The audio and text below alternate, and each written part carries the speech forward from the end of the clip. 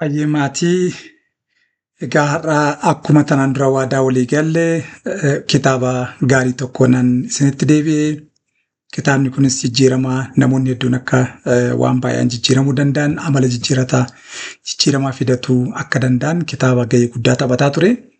Kitaabni kun kitaaba The Atomic Habits kan jedhamu James Cleariin kan barreeffamee fi Atomic Habitiin maaliif barbaachisee Atomic Habit jechuun maal jechuudha kan jedhu kitaaba ajaa'ibaati.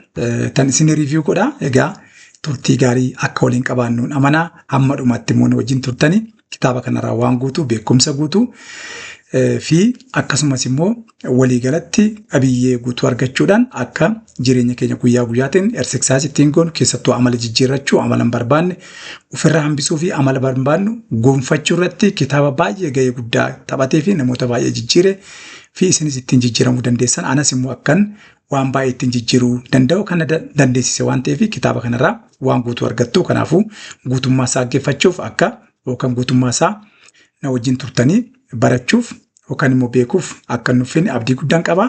Asumaan gara kitaabichaa tan deema jechaadha. Kitaabni kun egaa The Atomic Habits jedhama. The Atomic Habit jechuun wanna atomii beektu waan xixiqqoo irraa gara wanta gurguddaatti deema. Konseptiin isaa maaliidha? Fakkeenyaaf wama xiqqoo haa fudhannu. Qaama keenyaa fudhannu fakkeenyaaf qaamni keenya wama kan irratti ijaarame kan irraa ijaarame atomiidha. Atomiin immoo gara seeliitti dhufee seeliin immoo adeemsa keessa guddachuudhaan gara tishuutti dhufee tishuuwwan immoo wal ijaaruudhaan gara tishuurraa immoo gara orgaanitti guddatee orgaanii jechuun fakkeenyaaf kaleen orgaaniyaa tiruun orgaaniyaa qaamni isaa argansuu keenya fakkeenyaaf sombii orgaaniyaa gara orgaanitti dhufee orgaanni immoo walitti ijaaramuudhaan immoo orgaanizim ta'an jechaadha. Orgaanizim jechuun egaa nuyi jechaadha nama jechaadha kan lubbuu qabu kan socho'u kan deemu kan nyaatu jechaadha orgaanizimii ta'e jechuun kan nama ta'e jechaadha. Wanta xixiqqoo ijaan mul'annetu gara wanta ijaan mul'atu irra dabree wanta guddaa namaa fi wantoota orgaanizimii yookaan immoo qaama lubbuu qabeeyyii kan jedhaman ta'uu danda'a jechaadha. Kana egaa amaloota barbaannu amala waan xiqqoo irraa calqabnee waan hin mul'anne irraa calqabnee waan baay'ee mul'atu signifikanti waan ta'e jijjiirama fiduu akka dandeenyu kan nutti agarsiisu jechaadha kitaabni kun. Kan isin dhufu keessaa kitaabni kun fandaamintaalii gaafii adda addaa kaasa. Fakkeenyaaf ganama ka'uun isa rakkiseeraa jedha. Kitaaba dubbisuun isa rakkiseeraa jedha. Wanta adda addaa dhaggeeffachuun poodkaastii adda addaa dhaggeeffachuun waan gaariif isa rakkiseeraa jedha. Responsibil ta'uun isa rakkiseeraa jedha. Dhugaatii dhiisuun yookaan immoo alkoolii dhiisuun isa rakkiseeraa jedha. Gaafirraa calqabachaa fiizikaal exersaayisii guyyaa guyyaan gochuun isa rakkiseeraa jedha. Taayim respeektiin wanta sa'aatii kabajuun isa rakkiseeraa jedha. Seeviing haabiit yookaan qusannaan isa rakkiseeraa jedha. Na kan biraa ismooking kwiit gochuu yookaan sigaaraa xuuxuu dhiisuun isa rakkiseeraa jedha. Kana aayidiyaan konseptiin irraa ka'e namni amala gaarii qabaachaa amala gaarii hin taane immoo akkamitti gatuu danda'a. Amala gaarii hin taane akkamitti ofirraa dhoowwuu danda'a kan jedhu of keessaa qabachaadha kitaabichi kun. Bifuma kanaan daariitti gara kontentii yookaan gara qabiyyee kitaaba kanaatti kan dabre jechaadha. Amalli keenya inni gaariin hoo barbaanne guddatuu danda'a. Gara gaariitti guddifna. Amalli gadheenis immoo akkasuma yoo barbaanne immoo gara gadheetti guddisuu dandeenya. Amala keessan kan qabdan yookaan amala gaarii qabaachuu barbaadan garamitti guddisuu dandeessu. Amala gadii baay'isuu immoo amala gaarii baay'isuu irra caala kan jirugaa filannoon keessanii hundi keessanuu amala gaarii baay'isuu akka jettan yaaddan nan amana jecha. Koompaawundii ta'a jecha koompaawundiin effeektii qaba amalli keenya. Amalli gadheen koompaawundii ta'ee waan gadhee baay'ata. Amalli gaariin immoo koompaawundii ta'ee waan gaariitti baay'ata jecha. Waan tokkoon isinii fudhadha fakkeenya maatii. Nama tokkoof ji'atti birrii 50,000 kaffalamaa fa'aa jennu. Ji'atti 50,000. Isa tokko immoo guyyatti birrii tokko kaffalamaaf. Garuu immoo guyyaa guyyaadhaan dabil kan ta'u. Kan birrii tokko sun jechaadha. Dhumarratti ji'a dhumaa yookaan guyyaa 30 irratti meeqa akka argatu beektu warri guyyatti birrii takka kaffalamuuf sun koompaawundii ta'aa gaafa deemu miiliyoona 500 fi 33 fi 870 fi 912 ofachaa. Yaa lakkoofsiin sun waan ta'eef baay'atanii beekuu dandeessu jechaa waan kana. Kanaaf amalli yookaan immoo compounding effect yookaan to the power of inni kan jiru kun amala irrattis yookaan immoo abiyyee amala keenya improve gochuu fooyyessuu irratti inni akkamitti asirraa gara asii ufee kan nama jechisiisu kan afaan nama qabsiisu baay'ee kan dramatically change guddaa fiduu danda'u garuu wanta xiqqoo wanta mul'anne irraa calqabe gara wanta ajaa'ibaatti kan deemuu danda'a jechaadha wanti kun. Egaa kan biraa tiinii cheenjis jechuun parsantii xiqqoodhaan parsantii takkaan deelii aktiviitii gochuudhaan deelii jijjiiramuudhaan rimaarkabel riizaaltii finna jecha. Tiinii cheenjis rimaarkabel riizaaltii jedhama kitaabichuu mata dureen isaatii jijjiiramti xiqqoon rimaarkabel cheenji yookaan immoo baay'ee qabxiiwwan bu'aa ajaa'ibaa fiduu kan danda'u jeet lafa kaa'e jechaadha. Success kan jiru yookaan milkaa'ina kan jiru kuni egaa walumatti qabamee deelii aktiviitii'aan wanna baay'ee mul'anne wanta xixiqqoodhaan walitti makamee wanta guddaa amma ilaallu amma agarru kana amala dubbisuu haa ta'u amala exercise gochuu haa ta'u amala naamusa qabaachuu haa ta'u wanti hunduyyuu kan ijaarame kan dhufe dura kan hin beekne irraa yookaan immoo kan nu yaadachuu hin dandeenye baay'ee wanta xiqqoo garuu exercise gochuudhaan kan finne jechaadha malee overnight kan finne miti jecha. Overnight fiduun balaa guddaa akka qabuu fi rakkisaa akka ta'ee fi baay'ee namoonni baay'een overnight finna jedhanii akka karaa dheeraa yookaan immoo deemuu barbaadanii yoosuu kuyiiti godhan yoosuu karaa gabaabaa keessatti hafan nutti agarsiisa jecha. Namni tokko ispoortii hojjedha jedhee kiiloo 5 hir'isuuf guyyaa meebii torban tokko keessatti kiiloo 5 yookaan guyyaa 5 keessatti kiiloo tokkoon kiiloo 5 hir'isatu jedhee guyyaa 5tti namni kun kuyiiti godha yookaan hidhiisa malee fixuu hin danda'u jechaadha. Maaliif? Inumaayyuu baay'ee cimaadha. Gaafa calqabu baay'ee dhukkuba. Gaafa lammataa baay'ee cima ammas hin cima suuta maal ta'a fooyya'aa fi suuta immoo improve gochaa yookaan jijjiirama barbaadu sana dhandhamataa deema jechaadha malee overnight yookaan yeroo tokkoon maal fiduu hin danda'u jijjiirama desired ta'e kan murtaa'aa ta'e sana kan barbaade sana fiduu hin danda'u jechaadha. Fakkeenyaaf nama tokko sigaaraa cuusu sigaaraa afuufaa yookaan immoo sigaaraa nama xuuxu jechuudha maal godhanii sigaaraa akka dhiisuuf baay'ee namoonni maatiin isaa baay'ee sodaatanii fayyaa isaatiif jecha sigaaraa akka dhiisuuf maal godhanii gara mana yaalaa geessan jechaadha. So sigaaraa mana yaalaa geessanii dura hin dhaabsisan turan. Dhaabsisanii sana booda eega dhaabsanii booda guyyuma tokkoon dhaabsan jechaadha. Eega dhaabsanii booda baay'ee dadhabee hin gaggabee mana yaalaa geessan. Mana yaalaa gaafa geessan maal godhaa doktorichi maal gootan jennaan sigaaraa xuuxa ture sigaaraa kana guyyuma tokkoon irraa dhaabne sana booda uffallaalee jedhan. Sigaaraa fidaafi jedhee sigaaraa gaafa xuuxuu jalqabu namichi maal ta'e lafaa utaalee ka'e jechaadha. Maal jechuudha silaa suuta yookaan baakkoonii tokkoo fi ta'u ta'e baakkoonii walakkaa sigaaraa gara tokkotti jijjiiruu yookaan guyyaa tokko immoo irraa utaaluudhaan silaa jijjiirama barbaadamu sana fidan turanii overnight garuu waan eeganiif expect waan godheef namichi jijjiiramuu hin dandeenye gara sigaaraa isaatti deebi'e jechaadha. Kanaaf of eeggannaa guddaa barbaada amala keessattuu amala jijjiiramni amala overnight fiduu yookaan guyyuma tokkoon waan barbaada argachuun rakkoodha.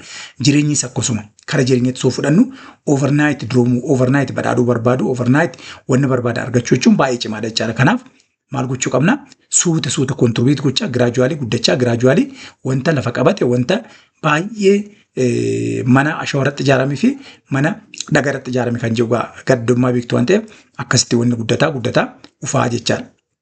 So kan biraa maalidha? Egaa maaliif habiitiin kun barbaachise? Habiitiin egaa milkaa'inaaf nu barbaachisa. Habiitiin eenyummaa keenya akka jijjiiruuf yookaan immoo amalli keenya eenyummaan keenya gaarii yoo ta'u baate gara gaariitti jijjiiruu. Wanti nu hojjennu gaarii yoo ta'u baate gara gaariitti jijjiiramu.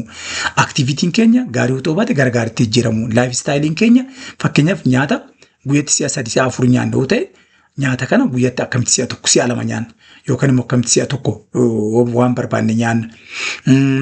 Kan jedhuu fi akkamitti suuta gara barbaannutti laayif istaayilii barbaannutti dhufna kan jedhu baay'ee wanta murtaa'e ta'e kaasee jechaadha. Kanaaf wantoonni baay'een keessattuu jedha namoonni amaloota akkanaa jijjiirrachuuf yookaan immoo amaloota akkanaa jijjiirama guddaa yeroo tokkoon fiduuf gool seet godhu jedha. Gool seetingii kana atomic habits yookaan immoo James Clear hin barbaadu gool seetingiin kuni discourage godha amma tokko maaliif na dhibiyaan gool seetingii kana hoggan dubbisu gool seet gaafa gootee jedha warri kufanis warri mo'atanis maraatoonii yookaan fiigicha jedha na gool seet godhu gooliin isaanii maali'a mo'achuudha. Gooliin isaanii galma barbaadan mit gochuudha yookaan galma barbaadan san bakka barbaadan san ga'uudha lafa kaa'aa jechaadha. Garuu gaafa bakka barbaadan sana ga'e kan mo'esi hin dhaabaa. Kan immoo mo'insi uma dhaabaa jedha. Lachan isaa hin dhaabu. Maaliifin mo'achuu ture riikardii cabsuu ture yookaan immoo fiigicha sana tiraakii sana mo'achuu ture mo'ateera hin dhaabaa jechaadha.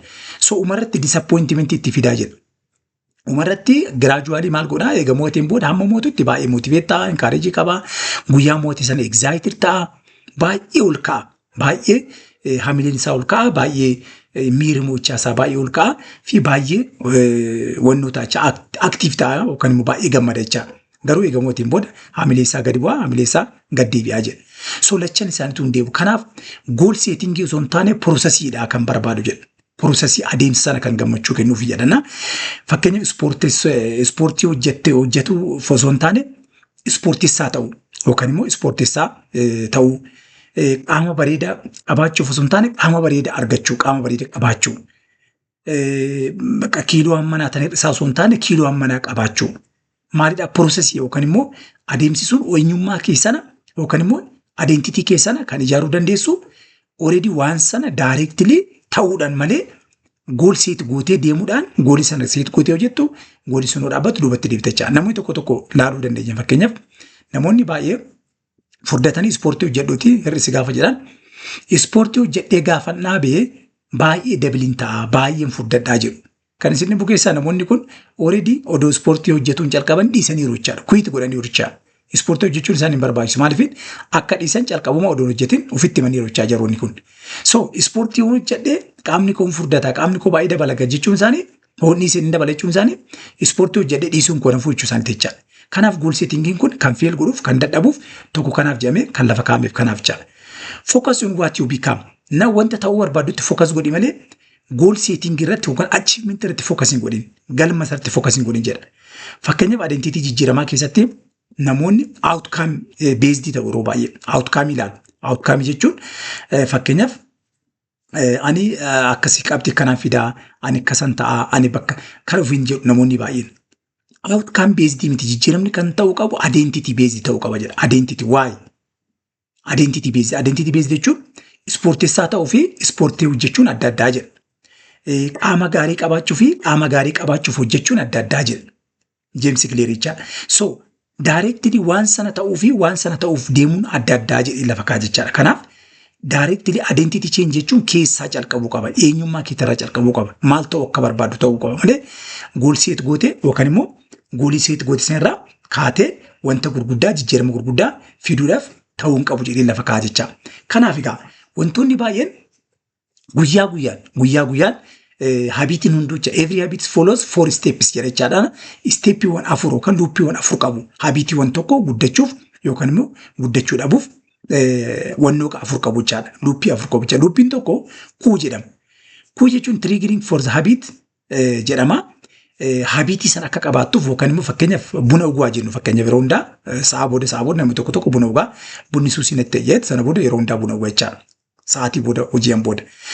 So triggering factoriin yookaan kuu kan ni jedhu sun maali'aa? Kuun suni buna dhuguuf wanta isa kakaasu sa'aatii sana eegee hamilee itti agaamu jechaadha yookaan immoo trigger kan godhu habitii sana jechaadha. So sa'aatii booda namni kun maal barbaada? Buna barbaada jechaadha. Buna argachuun isaa dirqama jechaadha. Kanaaf kuu jedhama kajiiluu yookaan buna barbaadu sa'aatii sanatti eeganii buna fedhii bunaa ofitti horuun yookaan immoo triggering factorii sana qabaachuun kuu jedhama. Kan biraa cravings jedhama. Cravings jechuun gaafa buna sana dhugan simmeetii itti agaamu ammuma dabarsanii beeku jechaadha. Fakkeenyaaf buna dhugee nan gammada. Buna dhugee bakka baay'ee hamileen koo gaarii ta'a. Buna dhugee hojii koo irratti enerjii guddaan qabaadha. Buna dhugee refreshin ta'a. Ofiin jedhanii maal jedhu? Craving godhu yookaan buna gaafa dhugan maal akka hamileen isaanii maal akka fakkaatu ofitti mochaadha jarri kun. Kan biraa sadaffaan response jedhama. Response jechuun actually buna dhugu. Buna dhuguudha miti kaayyurree buna dhuguudha. Actual response deemtee buna bittee yookaan immoo kaaffee deemtee buna bittee dhuguudha. Kun drinking coffee kan jedhamu kun response deebiidha jechaadha. Kan barbaadisaniif. Riwaardiin isaa akkuma cravingii sanaa bakka gammachuu ati barbaaddu sana sii kennu yookaan immoo fiilingii yeroodhaaf ta'u sana muudii sana sitti uumuu fi muudii sana keessa akka jiraattu kan si taasisu riwaard yookaan immoo badhaasaa jedhama jechaadha. So badhaasa argattee jechaadha. Badhaasa kana keessa akka benefitii yookaan immoo akka enerjiin kee akka hojiitti cimtu akka amma hojiin dadhabdee turte kan nuufitee turte sun araada sana akka baatee sirriitti enerjiitti akka deebitu kan godhu riwaardii jedha jechaadha. Kana afraniin isteeppii kana afraniin adda baa jechaa wanti tokko habiitiin tokko guddachuu. Habiitiin gadheenis akkanumatti guddata. Habiitiin gaariinis immoo akkanumatti guddata jechaadha. Wanti barsiifne tokko sa'aatii wajjin wal qabsiisuudhaan yeroo wajjin wal qabsiisuudhaan sa'aatii booda ganama ispoortii hojjechuu barbaadan fakkeenyaaf ganama sa'a tokko booda sa'a kudhan booda nan ka'a hirriba sana booda ispoortiin hojjedha sana booda bishaan dhuguu hojjettan bishaan dhuguu amala bishaan dhuguu qabu taanaan bishaan dhuguu dandeessu jechaadha yookaan immoo bishaan sana dhuguu maal gootu kajeeltu jechaadha bishaan sana dhuguu wajjin wal qabsiiftanii bishaan isa dhugdu jechaadha so wanta adda addaa wajjin wal qabsiisuudhaan habiitiin karaaktarii yookaan akkaataa ittiin guddatuu danda'uun kan lafa kaa'amedha jechaadha kan biraa seerotatu jira seerota behavior change yookaan immoo jijjiirraa amalaatti finnu jedhamee kan James Clear lafa kaa'etu jira. Egaa asumaan akkuma dhaggeeffataa jirtanii akkuma ilaalaa jirtanii egaa subscribe gochuu Malkaa Multimedia yeroo hundaa subscribe gochuu share gochuu mallattoo bilbilaa isinitti butan immoo yeroo hundaa akkasiin dhaqqabu gochuu hin dagatinaa adaraa isiniin jedha maaliifin yeroo hundaa wanna gaarii facaasuu wanna gaarii boruuftaan baay'ee hammachuu dandeenyu walii wajjin baay'ee argachuu dandeenyu sirriitti facaasuu sirriitti waliin ga'uu namoonni akka dhaggeeffatan gochuunis dhaggeeffannee immoo ittiin jijjiirama guddaa fidachuuf kan nu dandeessu waan ta'eef jidduudhaan gaa yookaan makiinaa oofaa jirtu ta'a yookaan teessanii dhaggeeffattu ta'a yeroo kana yookaan immoo maatii keessan wajjin teessanii dhaggeeffattu ta'a wherever na garuu dhaggeeffataa jirtu ta'a jedha yaada yeroo kana gaa sirriitti akka fookasiitti gootan xiyyeeffannaatti gootan barbaada jechaadha paartii kana. Egaa amaloota afur keessaa maali? To build good habits yookaan immoo amala gaarii qabaachuuf bu'aan afur keessaa jedha. James Clear waan afur kaa'uu qabda jedha. Godhuu qabda jedha. Make it obvious. Wanta sana obvious godhi. Obvious jechuun bakka wanta sana sirriitti akka visible ta'u. Akka salphatti access gochuu dandeessu obvious godhi wanta sana. Hin dhoksin jechaadha. Obvious gochuu qabda. Wanta sana sirriitti boldly maal gochuu qabda? Mul'isuu qabda. Wanti sun sitti agamuu qaba jechaadha. Fakkeenya bishaan dhugda taanaan bishaan sana obvious gochuu qabda jechaadha. Burcuqqoon jira. Burcuqqoon sirriitti sitti mul'ata. Bakka mul'atu keessaa sana booda maal jedha? Obvious ta'a jechaadha. So kana wajji maal qotaa ufitti fidda jechaadha. Innaa hamilee kana ufitti fidda namni tokko buna dhugu waggaa laaltu buna dhugaa jira jettaa hamileen buna dhugu yookaan immoo buna dhugu akkuma ufitti fiddu sana obvious goota jechaadha. Make it attractive. Attractive goota jechaadha. Akkasii harkisu goota. Attractive jechuun gaabariichuu fakkeenyaaf namoota buna dhuguu wajjin buna dhuguu barbaade buna dhugudaa wajjin taphattaa hin baataa kaaffee keessa enjoy gootaa inaasuuftaa maal attractive gootaa environmentii isaa bareechita jechaadha. Kuni baay'ee attractive akka taatu fi waan saniif akka sirriitti bitamtu kan taasisu jechaadha. Make it easy goota jechaadha. Argachuuf wanti kun salphatu argachuuf wanti kun cimuu qabu salphaa ta'uu qaba easy make it easy jechaadha. Access argachuu qabda salphumatti wanta laaltu wanta enjoy gootu ta'uu qaba malee wanti sitti cimu wanta sir jira okkate ta'uu qabu jechaadha. Make it satisfying yookaan immoo maali wannoo gammachuu kan si kennu yookaan keessa kee gammachiisu gochuu qabda. Satisfying kan jiru kuni wanti sun gaafa argattee akka si gammachiisu akka enjoy gochuu dandeessu fi akka satisfy gochuu dandeessu asuma maal gochuu dandeessa beekuu dandeessa jechaadha. To break bad habit jet and reverse those laws. Egaa habitii gadhee jijjiiruuf maal gootu reverse gootu jechaadha. Fakkeenyaaf namni tokko suusii tamboo xuuxuu yookaan immoo sigaaraa xuuxuu qabatanaan wanta kana reverse godha jechaadha. Maal godhaa wantoota amma jenne kana reverse gochuudhaan. Make it obvious kan jiru kana dhoksuu qaba jechaadha. Na bad habitii akka ta'u akka itti mul'anne maal gochuu qaba? Ofirraa balleessuu qaba. Unattractive gochuu danda'a. Argachuuf akka salphaa hin taane make it easy kan jiru kana make it difficult gochuu danda'a. Unsatisfy akka ta'u gochuu danda'a jechaadha. Fakkeenyaaf yeroo hundaa fiilmii ilaalaa ta'e namni tokko hojii dhiisee yeroo hundaa fiilmii ilaaluun addictive ta'e sokkeettii isaa bubuqqisee fakkeenyaaf maal godhaa reemootii isii bakka tokko kaa'uudhaan bakka adda addaa kaa'uudhaan yookaan immoo wantoota hin barbaachifne wantoota isaaf inpuutii barbaadan sana baballeessuudhaan maal godhaa akka wanti sun salphatti access hin taane fi akka satisfy isaan godhe gochuu danda'a jechaadha. Kana godhee maal godhaa gara reverse gochuudhaan amaloota hin barbaanne sana jijjiiree amala gara barbaadutti deemuu danda'a jechaadha. So amala negative ta'eefis amala positive ta'eefis hin hojjeta jechaadha. Amaloonni kun kanuma reverse gochuudha jechaadha. Waan hin barbaanne gochuudhaaf yookaan amala hin barbaanne ofirraa dhoowwuudhaaf jechaadha. Kan biraa seerii tokkoffaa gaa seerota kaan keessaa make it obvious kan jedhu maalidha? Environment design gochuu habitii sana akka fiduuf environment ke design gochuu bareechuu fakkeenyaaf wanta sana naannoo sana fakkeenyaaf attractive gochuu sirriitti visible akka ta'u gochuu wanta kana gochuudhaan habitii tokko after this habit I will do this. Fakkeenyaaf buna dhugeen booda nan bayyana nan yookaan yeroo tokko wajjin taphadha yookaan buna dhuguun dura akkasuma godha itti sana booda immoo itti aansitee waan gootu gochuudhaan maal goota walitti aansitee habiitii amma qabdu jira habiitii itti aantee fiddummoo ofitti himuu dandeessa jecha. Fakkeenya bishaan dhuguun si rakkise ispoortii garuu jedheen booda immediately bishaan dhuguu jettu amala bishaan dhuguu haaraa fidaa jirta jechaadha. Kun obvious gochuudhaan sirriitti maal goota bareechaa deemtaa yookaan immoo habiitii kana sirriitti gonfachaa bareechaa deemta jecha. Seerii lammaffaa make it attractive kan jiru jalatti habiitii tokko enjoy akkasii godhu. Habiitii enjoy link with something you enjoy. Maaltu si gammachiisa? Maaltu si gammachiisaan wanta si gammachiisu hojii wal qabsiisuu dandeessa. Wanta si gammachiisu wajjin environment si gammachiisu hojii wal qabsiisuu dandeessa. Fakkeenyaaf namoota wannoo jedhanii namoota fakkeenyaaf ispoortii hojjetanii ispoortii hojjettu itti makamtee ispoortii hojjettu maas ispoortii hojjechuu fakkeenyaaf yoo ispoortii si jibbisiisa ta'e maas ispoortii hojjechuu san namoota san laaluudhaan yeroo hundaa namoota san wajjin exercise gochuudhaan namoota san wajjin ooluudhaan amaloota kan fidachuu dandeessa jedha jechaadha. Naa kuni baay'ee murteessaa jecha. Motivation increases habits are enjoyable. Motivation qabaachuu habiitiin akka enjoy si godhu yookaan immoo ispoortii hojjechuun akka sitti tolu motiveeshinii kaareejii keessaa qabaatu barbaadde make it attractive goota jechaadha. Sammuu kee goomsaatuma sammuu kee gara sitti fidaatuma dhawaataan deemta malee overnight garuu rakkisaa akka ta'e kaasa jechaadha. Kitaabichi kuni baay'ee amaloota xixiqqoorraa gara amaloota gurguddootti kan nu geessan keessaa tokko jechaadha. Kan biraa make it easy kan jee keessaa reduce fraction of good habits for good habit warra qaban maal godhu fractionii isaati irratti hojjechuu. Start with 2 minutes fakkeenyaaf kan baay'ee nama rakkisu keessaa tokko good habit fiduudhaaf yookaan immoo habit gaarii fiduudhaaf maybe kitaaba dubbisuu ta'uu danda'a. Namni baay'een kitaaba dubbisu waan ta'eef kitaaba dhiifama nama hunda jechuu kujee miti namni baay'een kitaaba dubbisu ammas hunda miti obsan qabu waan ta'eef yeroo kana keessattuu yeroo wantoota xixiqqoon scroll gochuudhaan sa'aatiin badaa jiru kanatti kitaaba dubbisuu obsa yookaan immoo kitaaba barreessuunis obsa nama fudhachiisa waan ta'eef namoonni baay'ee rakkatu jechaadha. Kanaaf make it easy. Fakkeenya peejii takka qofa dubbisi. Half peejii dubbisi.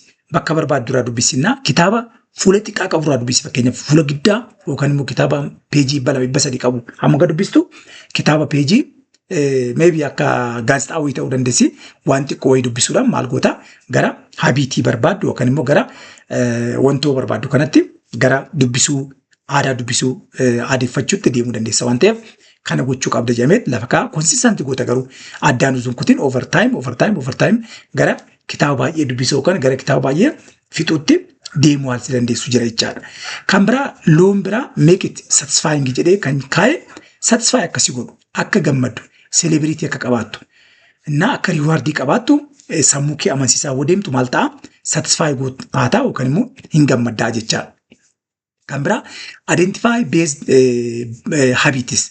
Identify habiitiin yookaan gaariin taane yookaan habiitiin ati barbaaddu sun maali?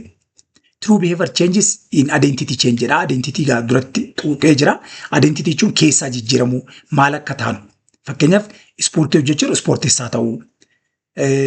Bishaanan dhuga jedhanii yaalurra nama bishaan jaallatu ta'uu. Waanuma sana ta'anii argamu. Waanuma sana exactly behavior sana identity sana gonfachuu yookaan identity sana ta'anii argamu jechaadha. Hoggaan ispoortii hojjedheen fayyaa qabaadha amma jedhamu ani fayyaa qabeessa ofiin jechuu fi ispoortii akka hojjettu immoo already beekamaa akka ta'eef beeksisuu fi akkasitti kaaraakteraayiz of gochuun baay'ee murteessaa akka ta'e kaasa jechaadha. Kan biraa breaking bad habits. Bad habitii kana akkamitti break goona yookaan immoo akkamitti cabsana jedhu. Akkuma duratti sana egaa make it invisible. Duratti obvious kan jiru sana egaa invisible goota amma akkasitti mul'anne goota jechaadha. Buna yookaan immoo araada wanta si qabsiise tokko hin barbaadu ta'an invisible akkasitti mul'anne goota ofirraa fageessitaa hin argitu jecha guyyaa gaafa argitu guyyaa gaafa laaltu maal go'a attract si gochaa ofa si harkisaa inni irraafatu sammuun keessa subconscious keessa waan jira waan ta'eef irraafachuu hin dandeessu jecha. Unattractive goota akkasitti bakka environment sana distractive goota jecha attractive akka hin taane goota. Difficult argachuudhaaf duratti jee sokkeetti irraa buuqiftee televiziyoonii hoggaasa achi kaaftu make it difficult yookaan immoo easy kan jiru sana difficult gootee jirtaa. Kanaafuu televiziyoonii sana ilaaluu baay'ee si rakkisa. Maaliif sokkeettiin hin jiru, reemootiin hin jiru, wanta adda addaa jiru waan ta'eef baay'ee rakkatta jechaadha. Yookaan wanta sana aksesiin qabdu waan ta'eef baay'ee rakkatta jechaadha. Make it unsatisfying. Unsatisfying jechuun bakka siin gammachiifne waan siin gammachiifne akka ta'etti yaaddee akka siin gammachiifnetti wanti sun akkasitti hin tolletti kaaraakteraayiz yookaan environment akkasii uumachuu dandeessi jedhamee kaa'amecha. So take away asirraa fudhannu maali aree? Take away asirraa fudhan small changes creates a big result.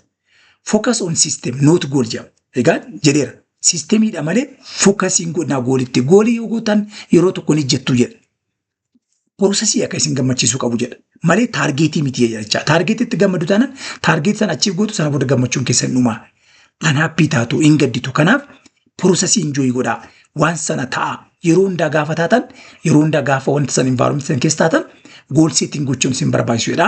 Goal setting kana wajjin wal qabsiisanii namoonni goal setting godhanii achiif godhan booda waan dhaabbatuuf jecha. Environmental beats motivation. Motivation environmental identity drives habits kan jedhu. Consistency is the key to success. Consistency itti fufuudhaan egaa maal qabaachuu qabna?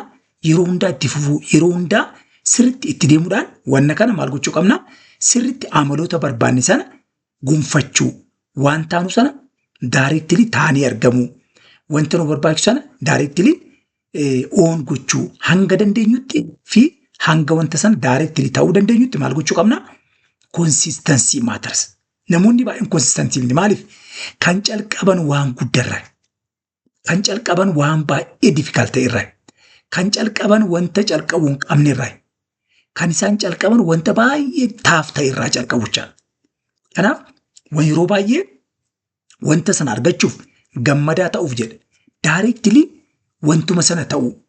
Wanta yeroodhaaf nu gammachiise tokkoo fi yeroon sun eegan duraa deemee immoo nu gaddisu ta'uu hin qabuchaa yeroo baay'ee. Kan isin keessaa yeroo tokko wanni irratti hantuuta irratti wannoon geggeeffame. Qo'annoon geggeeffame jecha. Hantuunni dooppaaminii odoo kennanii fi dooppaaminii odoo qabaachuu baatte jedhamee adda baafame jecha.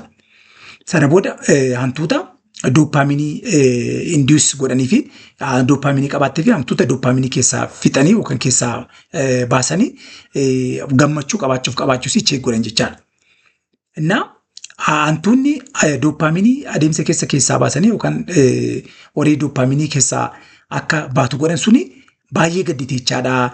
Nyaata hin jibbitee adeemsa keessa baay'ee baqa situation difficulty keessa galtee even sexual intercourse yookaan immoo fedhii amsaalaa qunnamtii saalaa gochuu hin jibbite hantuunni na baay'ee nyaachuus hin jibbite uf jibbite jechaadha. Dooppaaminii baay'ee effektii qabachaa gammachuu yeroo argachuudhaan namoota tokko gammachuu lasting ta'es dhabuu akka danda'aman lafa kaa'aa jechaadha.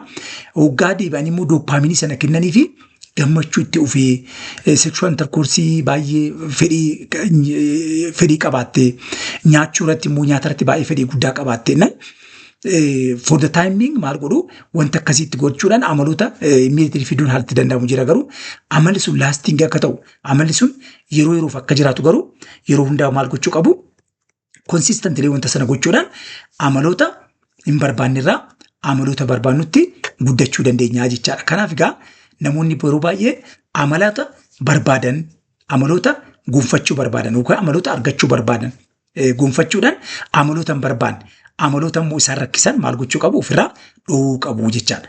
Amaloota sana ofirraa hambisuu danda'u jechaadha. Gammachuun yeroof kan jiru hin ta'u jechaadha. Gammachuun for lasting ta'uu qaba. Gammachuun yeroo hundaa'u jiraachuu qaba.